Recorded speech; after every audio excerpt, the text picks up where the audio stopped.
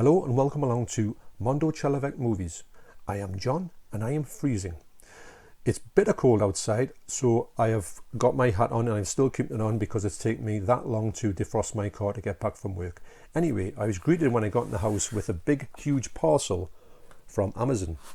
Now behind this parcel is that at work I've received a bonus for this year, like all the staff have, and you can redeem that from Amazon. So I thought, yes please, where's my phone? So I went and ordered some stuff that I've been really after for quite a long time, or some of it is, and I want to unbox it for you right about now. So the first thing I've got here is a slasher collection, slasher classics collection, and this is spine number 47. It's from 1988 and it's Grandmother's House. I've never heard anything about this film. I don't know anything about it, but I do collect these ones. It's come in a black case, and I will try and keep the shrink wrap on this. So that's that movie. I hope that it's going to be. Usually the slasher collection films, on 99% of them are good. And you thought your family were weird. After the death of their father leaves them as orphans, David and Lynn are sent to live with the grandparents they barely know. But they are nothing the children expected. In fact, David soon starts to believe that the old dears are actually stone cold killers, and that he has his little sister are next, that he and his little sister are next on their list. That sounds pretty interesting actually. Yes, like I say, I've never heard of that one before. This next one is another one, which is the slasher collection, and it is number 43. Obviously all my ones are up there. I've got the whole lot thus far, apart from I think a couple, but these are brand new ones that I've got anyway, that for me, black box as well. And this, I haven't, I've heard of the film, 1980, Schizoid, and I don't know much about it, if I'm honest. Klaus Kinski's in it, which is always good for if you want something for a strange person in a film. Klaus Kinski always fits that mark. In this lurid shocker, a newspaper advice columnist starts receiving threats from a mysterious person. At the same time, the female members of her psychiatrists therapy group are being murdered one by one, when a maniac is wielding a large pair of scissors. Could these incidents be linked? Well, probably, I'm guessing. So yep, so that's going to keep my slasher collection. At the moment I'm getting them all on slipcovers, which is great, because most of them previously didn't have slipcovers, but they seem to be all on slipcovers now, which is alright. If they haven't got it, it doesn't matter, because they all look the same on the edge there. Yep. So, and there is one more thing coming which I haven't got yet. It was dispatched later than the other ones was, but that's just the way it goes, I suppose. I'm surprised I got these so quick actually, because it said they weren't going to be delivered till a couple of days time, and then they came quite unexpectedly quick. So the last thing I've got here is something that I've been wanting to pick up from HMV for a long time, but it's never seemed to be the right price, or when I go to get it, it's not there, which was the last time I went in. They had it, they didn't have the price on it, so I went the next time to see, can I have a look at the price of this, but it was gone. It is the box set of the BFI box set of the Carl Theodor Dreyer collection. Now, who is he, you ask? Now, Carl Theodor Dreyer is one of them, this is what it says in the box, is one of the cinema's most revered filmmakers. His visually arresting, intensely austere style has been a major influence on Lars von Trier, Carlos Regadas, amongst others. This limited edition Blu-ray set presents a number of his acclaimed films alongside some of his lesser known fiction and documentary shorts, as well as an extreme selection of extra features. Extreme selection, that sounds mad, doesn't it? Now, I am familiar with Carl Theodor Dreyer's work, and now this, obviously it's got tons of stuff on. I'm going to say it's got 1, 2, 3, 4, 5, 6, 7, 8, 9, 10. It's got 11 films on here in this box set, and it's a lot slimmer than I thought it was going to be. I thought it was going to be bigger than that, but I've only ever seen it, haven't actually physically held it. But I am familiar in a certain way with his work already, and because I've got this one here, which I didn't realise it was one of his films, but everyone goes on about it. I got this one because I love me silent films. This is a silent film. I reckon the performance from the girl here is just unbelievable. So I still yet got watched that. Well, obviously I'll start watching these films and I'll put that in the mix to watch as well. Also, I've got these two ones here that I've had on DVD, and I remember watching them. I got these sent off a girl from to do with YouTube, but not YouTube. It's eBay. We got swapping some videos and films, and she sent me these two films, and I sent her some Woody Allen ones, I believe. But I've got to admit, this Odette here is one of the best films I've ever seen, and it does say, it sounds really strange and something that you wouldn't like, but it's so watchable. And it's, I think it's a Danish director. A tale of miraculous resurrection brought about by human love. Odette is an extraordinary expression of spiritual optimism without being either sentimental or pious. Religious intolerance and family tensions lie at the heart of the film, which explores the clash between orthodox religions and true faith. Dreyer achieves its powerful effects in deceptively simple ways, and has produced in its charm, its closing moments, one of the most extraordinary scenes in all cinema. And I agree with that.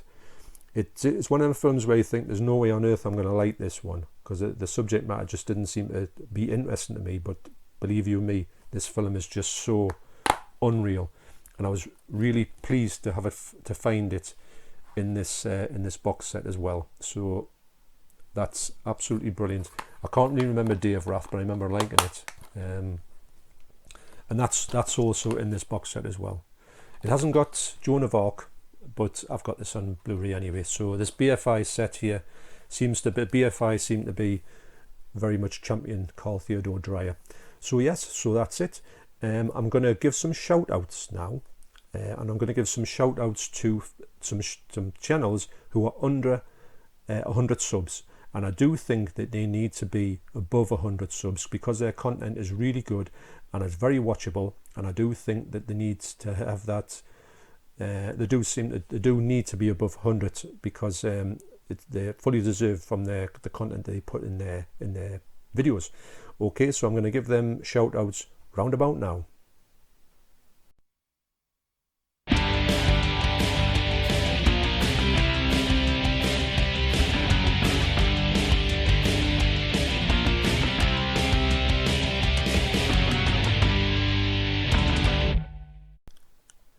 So shout outs.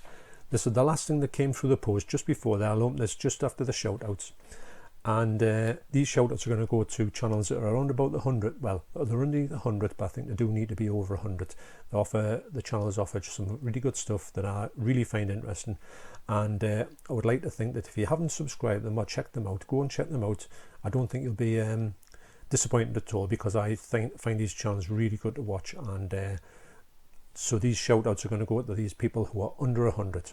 But first, I'm going to give a shout out to a one that's over 100.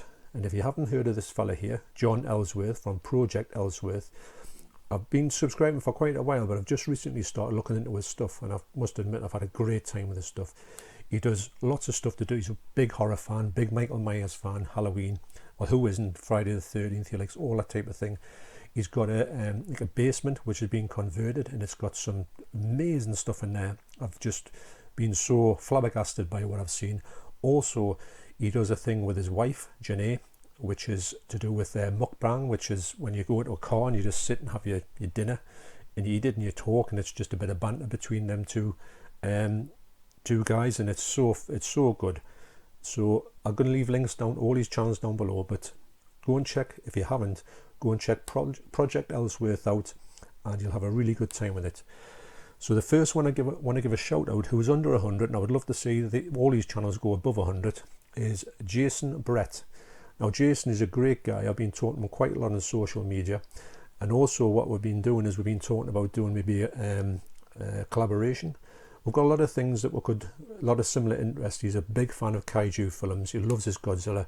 He loves anything to do with any monsters in films, and he's quite knowledgeable on these films that have and what's the called again? It's manga, that type of thing, you know, like animation stuff.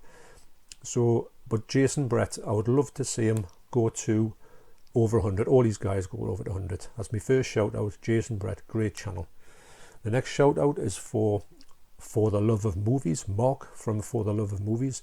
He's a fellow Geordie, and we have a good time talking on social media again, and also on this this channel he gives some great shout outs, and he's also got himself some good little setups here. He's just got himself a sound bar, which was a good video. Also there's a doll that his daughter really hates that he talks about, which was quite amusing as well, which we shouldn't be laughing at, but we no, in a nice way. So that's Mark from For the Love of Movies. The next one is a Canadian Crypt. Now Jay from Canadian Crypt, I've been friends with him for quite a while. He's got a good channel. His stuff is excellent. What he puts out is very short, but really to the point. I don't know how he edits. I don't know how he gets his stuff so short and edits it together. I would stumble on that block, but his stuff is really good. And these all need to be above 100. So Canadian Crypt, For the Love of Movies, Mark, and Jason Brett. Also, although this isn't anything to do with physical media, EcoPerro restorations and stuff. I'll leave a link down below. Now this is run by a fellow work colleague, and he has got this channel which he's still building up, but he's got some great stuff on there. It's all to do with restorations of old gear. He's got all the gear to do it with. Very good. He's going to put some more stuff on. He keeps promising, but he will do it. So if you haven't subscribed, put it on, because you can have a good time with his stuff, and he's got plenty of stuff and ideas for what he needs to do. His things he's going to make out of, like knives out of stuff. He's going to restore the old things which you would normally be junk and you would throw away and you wouldn't have any time for. But he's taking some stuff away and he's going to start building them things back up. So it'll all be a thing about how he does that. So that's a good channel to give a shout out to, and also to look at. So EcoPerro Restorations, Project Ellsworth, Jason Brett, For the Love of Movies, Mark, and Jay at Canadian Crypt. I urge you to try them channels. Now just before I unbox these things, I just want to talk a little bit about the stuff I got just in the post there. Now Schizoid, I've checked this out, and it's 1980 film, and it does look really nice actually. It's got a nice clean print, and some of the colours are very vivid, so I was more than pleased to see that looking good. Now this one here, Grandmother's House. Now I do really want to watch this, and more I want to watch it now, because I just put it on. It says on here, newly scanned and restored in 4K from its 35mm original camera negative. Now sometimes they say this, and you put it on and you think, that looks a little better than the VHS. And sometimes I think they can sort of bend the rules when they talk about these things. But this one here, it looks absolutely stunning. In fact, some of the close-ups, when you see people's faces, you would think you were watching a 4K. Now this film from 1988, never heard of it. Imagine it's very low budget, but it looks absolutely stunning. Some of the cars on it and the scenery, like green, it just looks unreal. So I'm dying to watch this film, mainly because it looks so good. So highly recommended on the picture quality, Grandmother's House. And also I had a little bit flick through the Carl Theodore Dreyer box set. Now this has got the thinnest Blu-rays that I've ever seen in my life. Now that's one of them there. So it comes on 4 discs, and these films are put on here like that, and also I think some of them they're split up, like Odette has another film on Days of Wrath, and but the main thing about this is that I put on Odette because that's the one that I know more than anyone else, and it looks absolutely lovely. They're all in black and white. One of them is a silent film from 1925. It's the earliest film I've got. So the Master of the House, so that'll be the first one I watch from 1925, and then I'll probably flip onto this one, which is The Passion of Joan of Arc, 1928, and then I'll go back to the box set for the rest of these films. But I'm really interested in watching these films, and if you can see there, you can see all the stuff that's on this set.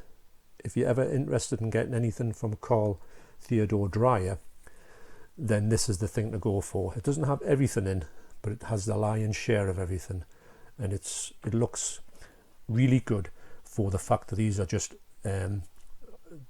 black and white movies from Denmark. So excellent.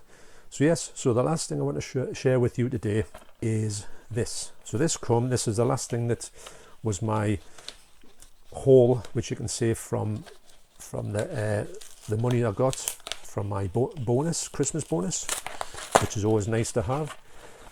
And the film is a very controversial film. It's on DVD because it's not on Blu-ray as far as I know, although I do think I might have heard that the Criterion are going to release this, or they're thinking about it, or somebody wanted it to release it on Criterion, or the Criterion did release it. I don't know, but the film here is 1932's Freaks.